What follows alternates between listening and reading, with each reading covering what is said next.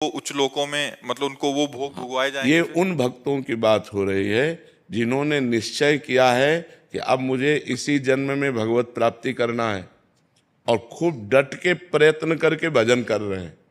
हाँ, पर उनका कुसंग हो गया और वो भ्रष्ट हो गए।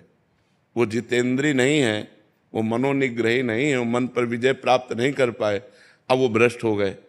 अब भ्रष्ट का मतलब है लगातार भ्रष्ट हो थोड़ी है।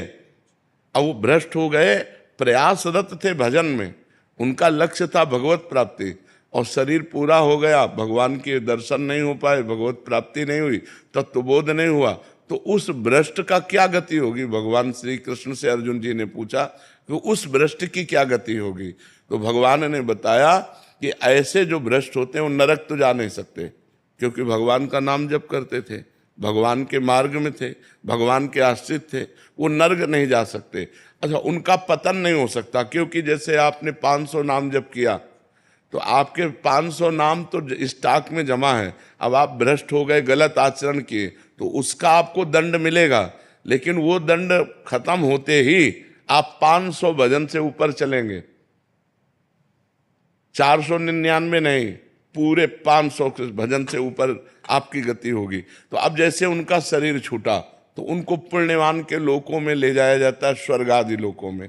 स्वर्ग आदि लोकों में जैसे वो स्त्री से भ्रष्ट हुए या जिससे भ्रष्ट हुए, वो सारे भोग उनको दिए जाते हैं। ये उनका पुण्य क्षय नहीं होगा। जैसे यज्ञ करके कोई स्वर्ग जाए, दान पुण्य करके स्वर्ग जाए, तीर्थ यातन करके स्वर्ग जाए, तो उनका पुण्य क्षय होगा, और वो पुण्य क्षय होने के बाद मृत्यु लोक में फिर पुनः अशुभ गति को भी प्राप्त हो सकते हैं। लेकिन वो भजन करने वाले का भजन तो स्टॉक में जमा है, और उसका जैसे वीआईपी स्वागत हो, ऐसे स्वर्ग आदि लोकों में जिन भोगों के कारण भ्रष्ट हुआ है उन भोगों की बाहुल्यता उसको होगी, और जब उसकी उन भोगों में अरुचि हो जाएगी तब उसका जन्म होगा।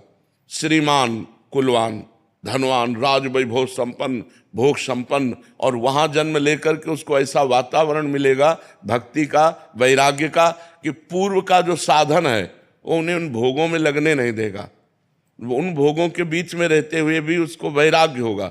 अब उसका वैराग्य इतने जोर का होगा कि जब कभी आकर्षण किसी भोग का हुआ तो वो सोचेगा कि मैं तो अपना इतना वैभव छोड़कर आ रहा हूँ, इतना भोग छोड़कर आ रहा हूँ, अब मैं भोग नहीं भोगूंगा, और वो डट करके जहाँ से उसका भजन रुका था वहाँ से भजन उसका चालू होगा, और वो प्रयास करके इसी जन्म में भगवत प्राप्ति कर लेगा। अगर कहीं फिर चूक हो जाती है तो फिर उसको वही गति प्राप्त होगी, वो स्वर्ग आदि लोगों को भोग कर